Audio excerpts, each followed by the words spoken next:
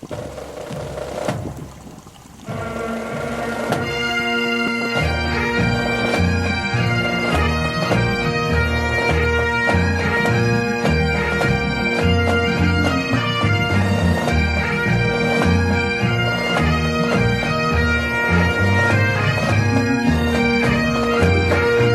a magnificent beach here on the Isle of Harris.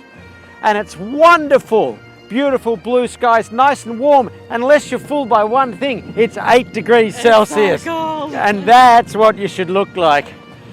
Welcome to sunny Scotland. The house on my left is number 5, Swains Boast, and that house there is number 3. That makes these rocks here number 4, and this is where John McLeod, the son of Kenneth, the father of Kenneth, grandson of Angus and great-grandfather of me, came from. Back in the 1890s, before John McLeod left for Australia at number 4 Swains Boast, he would have lived in a blockhouse like this. Dry stone construction, very big thick walls, thatched roof, and a pile of drying peat that had been dug up from the peat bogs to fire the central hearth inside the house to keep it warm. At one end of these blockhouses was accommodation for humans, and at the other end of the blockhouse is accommodation for animals that would be kept with you during winter. Having two advantages: you didn't have to build multiple buildings, and the animals helped keep you warm. Do you reckon you could live here? I actually just said that to Oscar. This would be quite crazy. Yeah, with a roof on top, I could make this home. Yeah, turn the heater on. Yeah.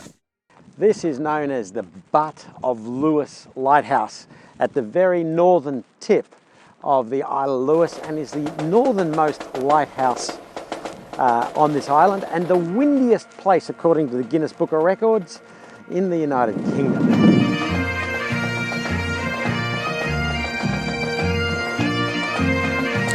Some things make you bloody laugh.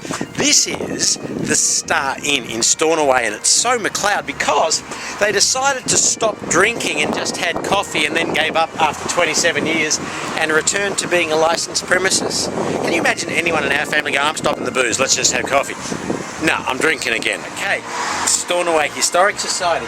List of intended marriages. I didn't know you had to do that. And just to show that the McLeods are still completely unimaginative on names and which families they're marrying.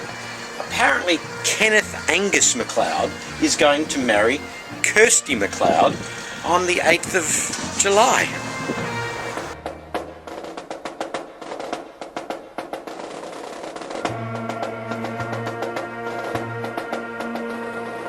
So here's something I don't understand. I mean, Stornoway is your outer Hebridean, cold, windswept town, as you'd expect, with some beautiful architecture, this lovely stonework in a small number of houses. And I say a small number because what a lot of houses have done here, in a fit of, it's got to have been 1950s renovation, turn that beautiful stone into pebble wash. And I mean, here we go, here's a really good example, right next to each other. What do you prefer, this or this?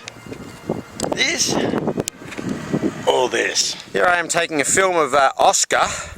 I'm taking a film of Casey. I'm taking a film of Andrew. Taking a film of Oscar. Isle of Lewis and the whole Western Hebrides were under the Viking influence from around about the year 800 to 1266, when sovereignty of the Western Isles was concluded in Scotland's favour at the Treaty of Perth, and the Scots and Brits actually paid rent to Norway until about 1905. This is reconstructed, built on the ruins of an Old Norse kiln and mill. Kiln there for making pottery, and the mill here, you've got an old ancient watercourse that runs down and turns the big stone feeding a mill there.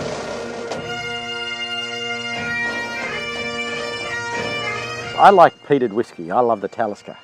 What's peat?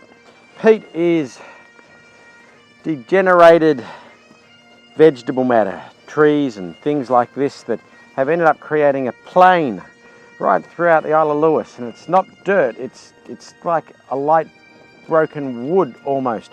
And what peat is this whole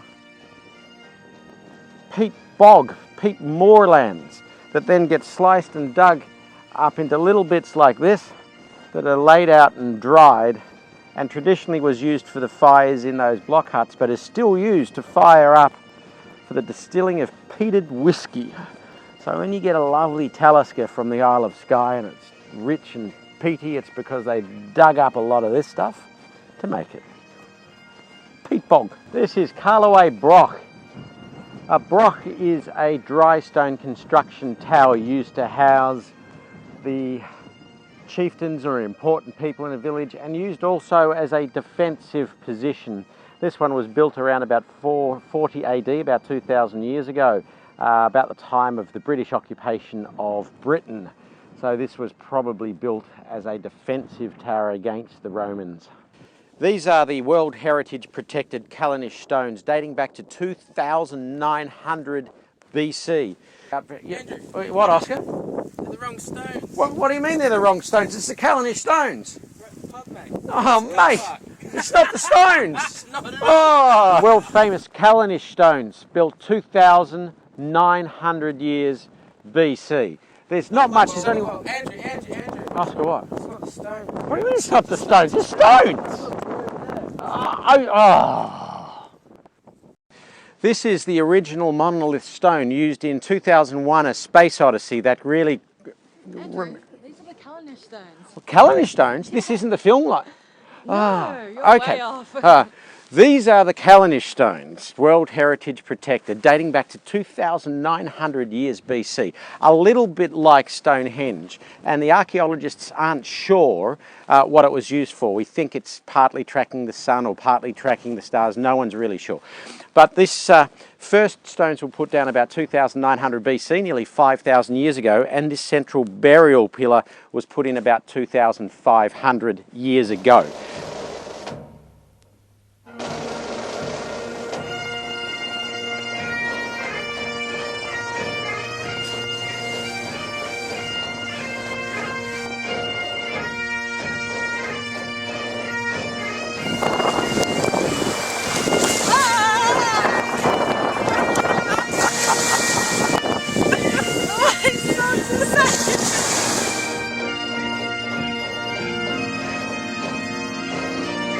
This is a reconstructed Iron Age house based on the excavation of these dunes around this beach. And I'll tell you, if we ever wanted to have a typical McLeod house, it would be one like this, overlooking the beach in complete privacy, so the rest of the world can bugger off. This is Roderick. You're familiar. Yeah. I probably would have just. Yeah, Oscar doesn't want to do it, but this is Roderick, the seventh chief of MacLeod of Lewis. So Roderick's descendant, Roderick X, was the last chief of Clan MacLeod back in the 15 or 1400s, until the re-establishment of the chieftainship of MacLeod of Lewis in 1988. Now, this is St Columba's Church, which is one of the best preserved medieval churches in existence. And there are up to 19 chiefs of MacLeod of Lewis buried in and around this church and its graveyard. So the scandal of the family now is the grandson of one Mary Ann MacLeod, who lives over in Stornoway, or lived over in Stornoway. Correct, yes. Her grandson is Donald Trump. Donald Trump. So we really don't want to be the second cousin 5 times removed of. Which is But are we? quite likely, to be honest. Yeah. I mean, we're MacLeod's from Lewis, and so is he. I mean, give me a rope.